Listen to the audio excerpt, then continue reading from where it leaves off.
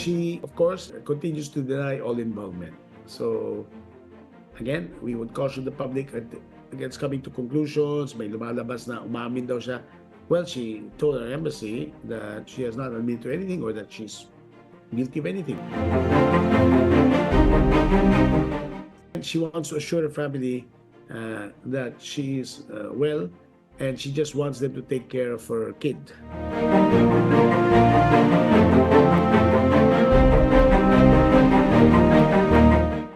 He's very distraught. Tulad ng sinabi ng Japanese news, parang meron siyang hand injuries, kamay, katan, namasdan ng ating Consul General yon.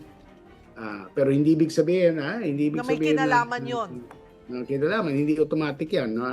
Otherwise, kahit sino na lang may sugat sa kamay, sasabihin nila pumatay sa sa basta nandun sa neighborhood, no?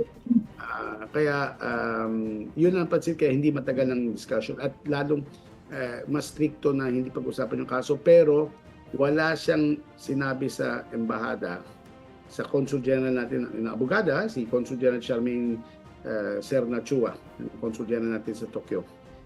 Walang sinabi, wala man parinig na meron siyang kasalanan.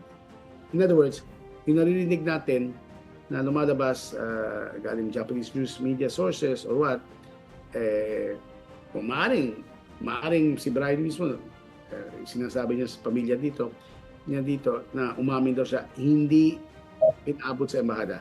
Kaya para rin sa kanyang kinabubuti, medyo ingat muna kami sa DFA na magbigay ng confirmation until final confirmation. 1 week pa yung preliminary investigation. Next week pa tatapusin ng piskalya. May abogado na rin siya, ibabayaran. Yung kanya babayaran ng DMW, hindi siya unhealthy, no? Pero sabi niya emotionally wounded.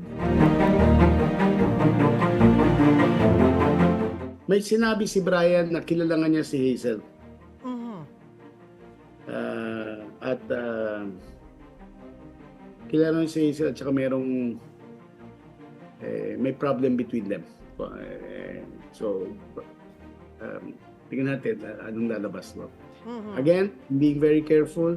Yes. Ayokong may DFA official or any government official will be quoted as saying something that will be taken negatively against Brian. Ang klaro But yes, he admitted, kilala niya si Hazel.